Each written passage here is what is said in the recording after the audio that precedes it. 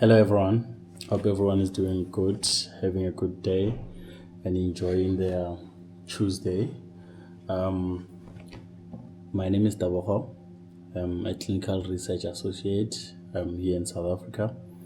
I just came back from site. It's raining, cats and dogs this side. But yeah, I just came back from site. And I just want to speak about my honest review of being a CRA. CRA meaning being a clinical research associate, right? So a clinical research associate is a person that goes to clinical research sites. What do I mean when I say sites? I mean hospitals, clinics, private practices, clinical trial centers and all that, where clinical trials are conducted to make sure that the sites that we're working with are compliant to our protocols, necessary regulations, and also to make sure that the participant safety is protected, and also the data that the sites are collecting, it's good integrity data that they're collecting. So those are the three elements of a CRA. So we monitor a lot of sites, and we monitor sites in the most remote areas. I particularly I enjoy working in the most remote areas, because for me it says that I'm granting access, or I'm helping grant access to medication to the people that or to areas where it resembles where I come from, right? So that's why I particularly like working in such remote areas. So here's my chat in terms of being a CRA. People see you as a CRA traveling, flying every week and every night. You're on the road, sleeping in hotels like this one that I'm in now, living the lavish lifestyle in terms of the food that you eat, the flights, countries, videos and pictures that you take and all that.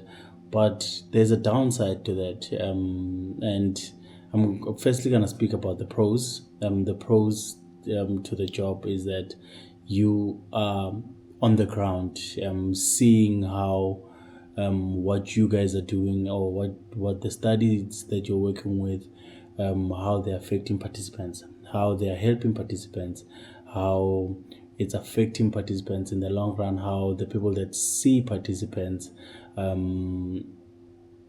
work with participants, and how they sometimes grateful for the medication that you guys are bringing. So that's the first thing. That's the pro to it. The other pro is that you are working operationally, and you are on the ground looking at or seeing everything that's happening. So your work as a CRA affects a lot that needs to be done in terms of the bigger picture of this specific clinical trial that we were talking about, or the study that you're working with, right? So the bigger picture is great, but there are not downsides, but I would call them cons to the job. Not cons, because you already get in knowing that the work comes with such things. So the travel, some of the traveling is ridiculous, meaning that almost 80% of your time of the year you're gonna be traveling. 80% of the time, right? You're lucky if you get like local sites, but most of us travel a lot in South Africa. Work with different doctors, which I love because I learn a lot from these doctors. But yeah, working with difficult site staff as well, which also needs a bit of training and a bit of interpersonal skills to make sure that you do deal with the sites, and you do make sure that ultimately go back to what needs to be done, which is the work that needs to be done. But rather than that, the travel is a lot. Family time, you lose a lot of family time. You lose a lot of time at home. You're not going to spend a lot of time at home. So if you still want to sleep at home every single night and eat good food at night, every night, like this is what we eat sometimes. Sometimes you have to go to Woolworths to get something to eat. Sometimes you can't just say, you know what, I'm going to cook. Can't do that. Yeah, well, so that is one of the downsides as well, because you eating unhealthy food, and if you do not exercise, then you gotta gain weight because you come back from site stressed or tired, and then you're like, no, I still have a lot of work to do. Like now I'm gonna be getting to do some work, late night shift. But rather than that, if you don't take care of your body, first of all, it's gonna be a problem, because you eat whatever you want to eat, right? You you eat whatever you want to eat.